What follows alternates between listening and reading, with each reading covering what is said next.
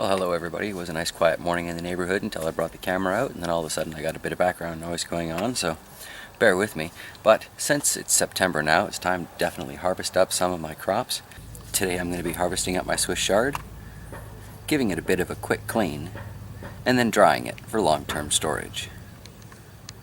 Let's get started. So I grew my chard in these Rubbermaid buckets this year, kind of testing a few theories. And as I've learned with so many things this year, spacing them out really does make all the difference in the world. There's the SRI system of gardening. I think that's system of rice intensification, but basically that's the grandfather to the square foot gardening method, which I'm going to have to take a lot more seriously next year. But either way, I should get a very nice harvest. Love the look of some of these leaves.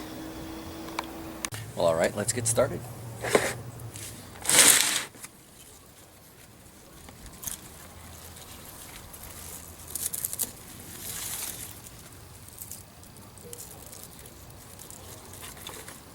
I'm sure I've got quite a few leaves in here that are going to end up in the compost, because I didn't pay enough attention to this chard this year.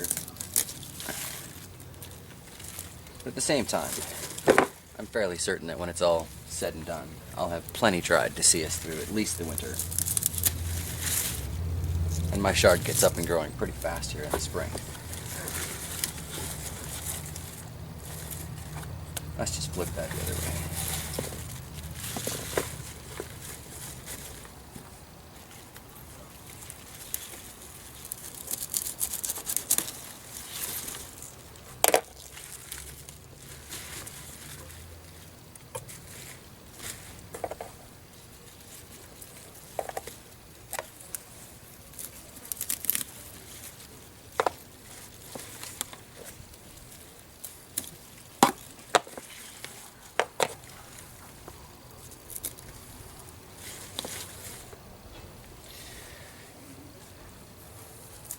You gotta love chard.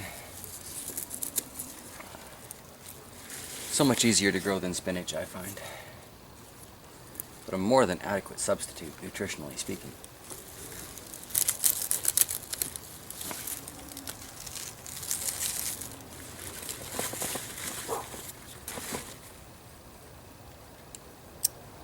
Alright, move this one down into the side.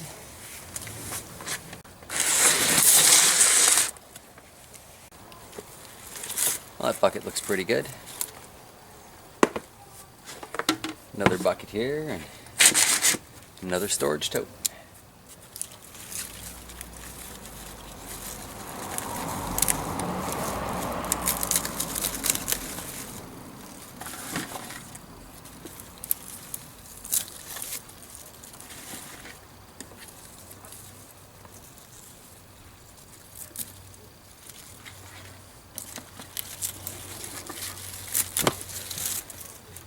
Last year I tried to keep my chard growing through the winter, but I just don't see the point this year.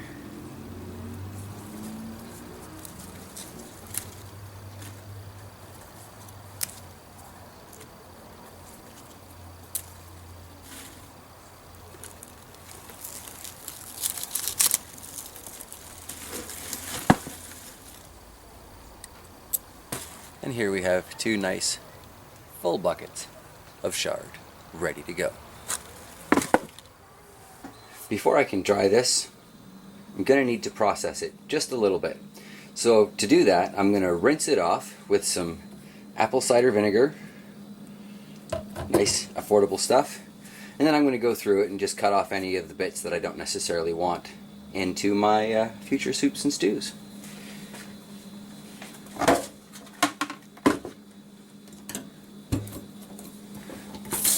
I like to make sure I've got nice cold water for this because I don't want to start cooking my tender greens.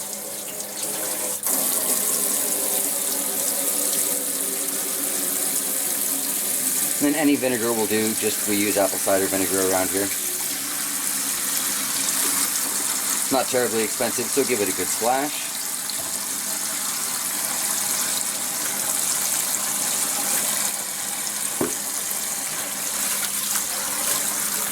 What this is going to do is this is going to kill any bacteria that might be on there, or just give it a good thorough cleaning before I plan on eating it, really. And just set that aside to drip. And give another bit of rinse. Set it aside to drip.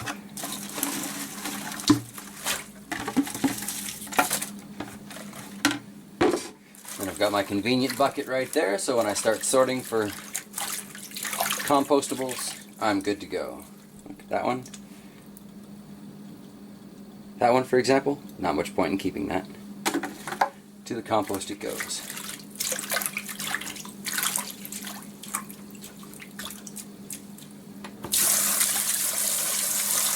Top that up a little bit more.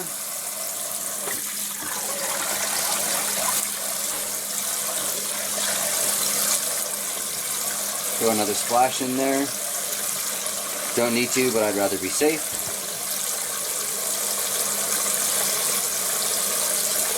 And I've got a whole nother bucket I gotta put in here.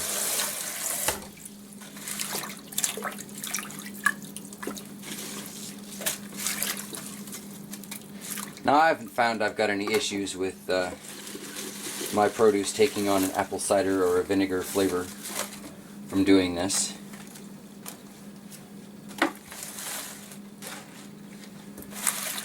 But I do find it gives me a really good opportunity to just go through everything and clean it up, which is always a good idea.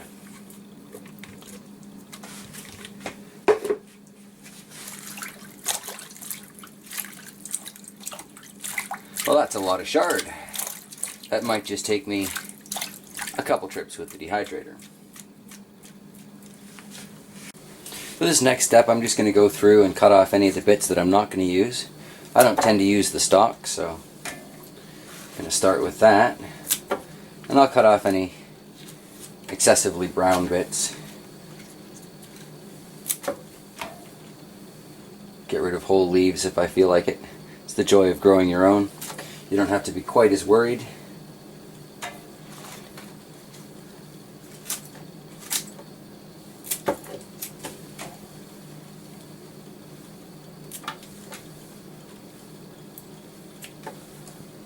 So I'll just finish processing this and we'll get to dehydrating it.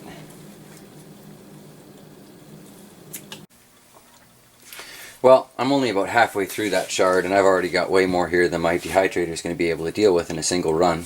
So I'm going to start dehydrating some of this stuff now. And I'll just show you how I do that. One thing with dehydrating leafy greens, I like to make sure it's on basically its lowest temperature setting possible, just so I don't lose any of those vital nutrients when I'm trying to dry it up to store it.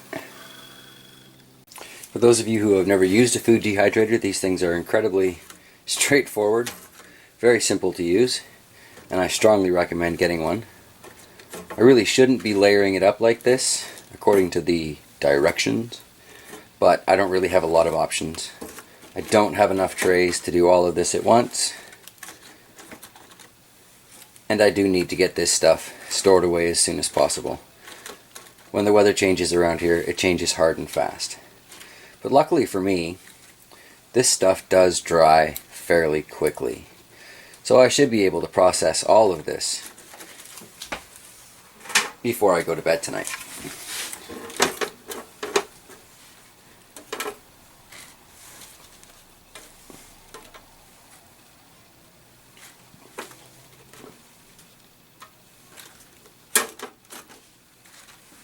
Alright, now that that's all loaded up, I'm just going to turn on the switch and walk away for a few hours. I'll come back once that's dry and I can powder it up.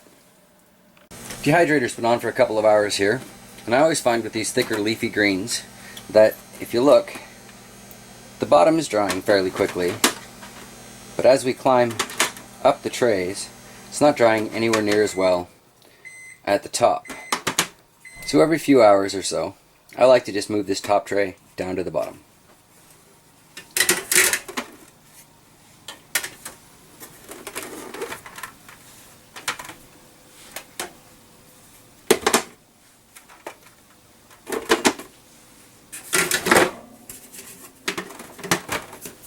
And I'll carry on just like that until it's nice and dry. Let's just check this one more time. Now that it's nice and dry, fairly crispy, crunchy, just tuck it into whatever you're going to store it in.